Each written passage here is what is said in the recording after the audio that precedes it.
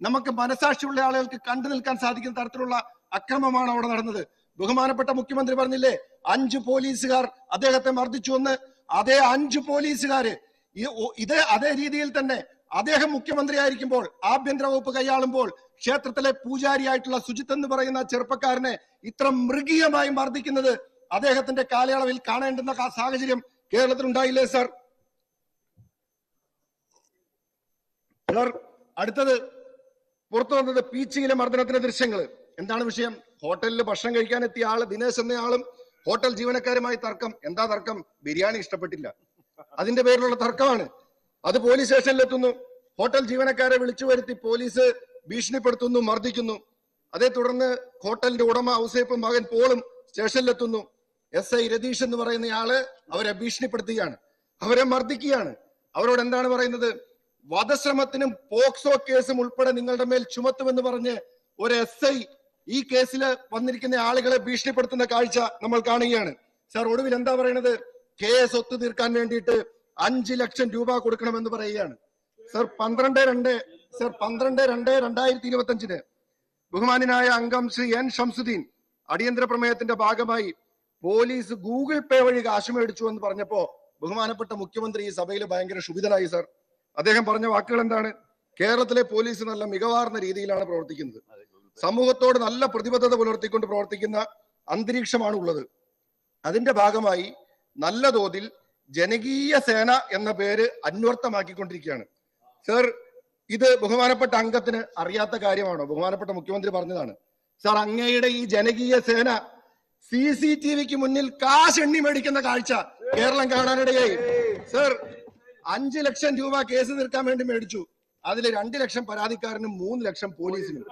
Sir ജനകീയ സേനയുടെ commission 60% വർദ്ധിപ്പിച്ചിട്ടുള്ള ഒരു പോലീസാണ് സാർ ഇന്ന് കേരളത്തിലുള്ളത്. സർ ആ ജനകീയ സേനയ്ക്ക് നേതൃത്വം കൊടുത്ത SI രതീഷിന് സർക്കിൾ ഇൻസ്പെക്ടറായിട്ട് സ്ഥാനക്കയറ്റം കൊടുത്ത ഒരു സർക്കാരും ഒരു പോലീസ് ഡിപ്പാർട്ട്മെന്റുമാണ്. എന്ത് നടപടിയാണ് സാർ എടുത്തത്?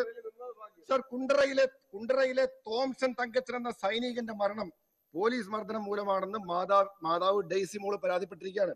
സർ ഞാൻ അവരോട് സംസാരിച്ചു. സർ അവരെന്നോട് പറഞ്ഞ കാര്യങ്ങൾ പൂർണ്ണമായും മനുഷ്യ മനസാക്ഷിയുള്ള ഒരാൾക്കും കേട്ടിരിക്കാൻ സാധിക്കില്ല, ഇവിടെ പറയാനും സാധിക്കില്ല. സർ അത്രയ്ക്ക് ക്രൂരമായിട്ടുള്ള ലോക്കപ്പ് മർദ്ദനമാണ് സൈനികനായിട്ടുള്ള ആ തോംസൺ തങ്കച്ചൻ നേരിടേണ്ടി വന്നത്.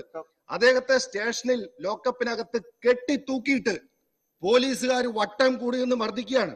അദ്ദേഹത്തിന്റെ കാലിൽ ഷോക്ക് അടിപ്പിച്ചു, മെഴുകുതിരി ഉരുക്കി ഒഴിപ്പിച്ചു, ക്രൂരമായി മർദ്ദിച്ച ശേഷം നിങ്ങൾ അറിയണം, ആ അമ്മ എന്നോട് വേദനയോടുകൂടി പറഞ്ഞതാണ്, ക്രൂരമായി മർദ്ദിച്ചതിന് ശേഷം പഞ്ചസാര വെള്ളത്തിൽ ഉപ്പ് കലക്കി അദ്ദേഹത്തെ കൊണ്ട് നിർബന്ധമായി കുടിപ്പിച്ചു.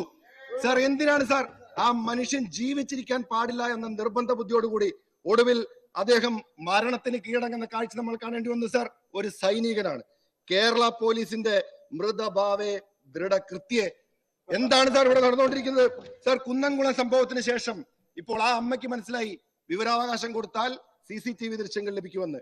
ഒന്നും മറക്കാനില്ലാത്ത കേരള പോലീസാണ്, ആഭ്യന്തര വകുപ്പാണ് എങ്കിൽ ആ കുണ്ടറ സംഭവത്തിലെ പോലീസ് സ്റ്റേഷനിലെ CCTV ദൃശ്യങ്ങൾ ആ അമ്മയ്ക്ക് കൊടുക്കുവാനായിട്ട് ആഭ്യന്തരമന്ത്രി കൂടിയായിട്ടുള്ള അങ്ങ് ഇന്ന് നിർദ്ദേശം കൊടുക്കണമെന്നാണ് എനിക്ക് പറയാനുള്ളത്. സാർ മുഖ്യമന്ത്രിയുടെ മൗനം പോലെ ഇതൊന്നും കണ്ടില്ല കേട്ടില്ല എന്നില്ല. സാർ നിരവധി കേസുകളുണ്ട് ഇവിടെ പറയാനായിട്ട്.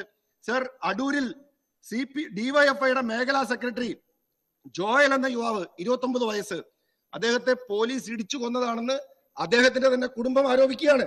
രാത്രി 7 മുതൽ 9 വരെ SHO U ബിജുവിന്റെ നേതൃത്വത്തിൽ ബന്ധുക്കളുടെ കൺമുമ്പിൽ വെച്ച് ജോയലിനെ തല്ലിച്ചച്ചു. തടയാൻ ശ്രമിക്കുന്നതിനിടെ അടിവയറ്റിൽ ചവിട്ടുകൊണ്ട് അദ്ദേഹത്തിന്റെ പിതൃ സഹോദരി KK കുഞ്ഞമ്മ അവരുടെ മൂത്രം പോയി. സർ കേസില്ലെന്ന് നിർബന്ധപൂർവ്വം എഴുതി വാങ്ങിയ ശേഷമാണ് എല്ലാവരെയും പറഞ്ഞു വിട്ടത്. സർ ഇപ്പൊ കുടുംബം പറയുന്നത് എന്താണെന്നറിയോ? അടൂരിലെ ജോലി തട്ടിപ്പുമായി ബന്ധപ്പെട്ട പാർട്ടി രഹസ്യങ്ങൾ